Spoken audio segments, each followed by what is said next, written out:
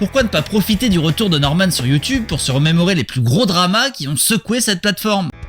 En 2011, l'ennemi public numéro 1, c'était lui. Un mec qui venait tout droit du quartier des Pyramides à Évry dans le 91 et répondait au doux nom de Cortex. Il s'était mis à clasher toutes les grosses têtes de l'époque avec les arguments les plus constructifs du monde. S'il n'y avait pas internet, on ne connaîtrait pas, gros porc de gros sac, retourne dans ton grenier. Et il a fallu qu'un beau jour d'octobre 2011, Cyprien lui réponde. Tu plages dès que quelqu'un met une vidéo en ligne.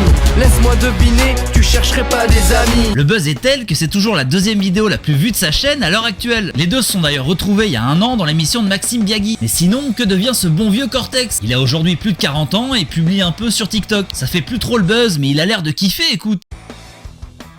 Lui, c'est Matt Podcast et début 2016, il se retrouve dans une énorme sauce. Certaines de ses vidéos sont entièrement plagiées sur celles d'un youtubeur américain. Tout le monde se met à le descendre sur la place publique sans compter les nombreuses insultes sur Twitter. Bon, ok, j'étais pas fan du mec, mais s'en prendre autant dans la gueule à seulement 19 ans, c'est chaud quand même. Sa dernière vidéo date d'il y a un an et il revient sur tout ce qu'il a vécu. Il a jamais réussi à se relancer. Il fait parfois des live Twitch où il joue au poker. Ce qui est drôle, c'est qu'aujourd'hui sur TikTok, tout le monde plagie tout le monde et ça dérange personne. Encore un blondinet qui s'en est pris plein la gueule, Logan Paul. C'était une véritable star aux États-Unis quand début 2018 il se rend au Japon dans la forêt d'Aokigahara, filme un cadavre pendu à un arbre et met tout ça en ligne. Internet a pas trop apprécié. Et même d'immenses stars comme Aaron Paul de Breaking Bad s'en sont pris à lui. Il publie une vidéo d'excuses puis une deuxième pour sensibiliser sur la dépression. Et aujourd'hui, il est catcheur à la WWE, donc encore sur le devant de la scène. Au final, toute cette histoire, ça leur a fait plus de pub qu'autre chose.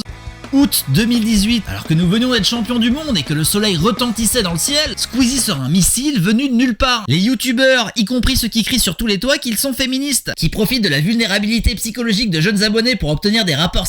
On vous voit, la vérité finit toujours par éclater. De nombreuses preuves commencent à sortir et des carrières sont anéanties en quelques secondes. La plupart n'étaient pas très connus, mais si on avait su que ce bon vieux Norman était visé, c'est lui qui nous a fait découvrir YouTube. Un peu le pote qu'on aurait tous rêvé d'avoir. Il cachait bien son jeu, le sale.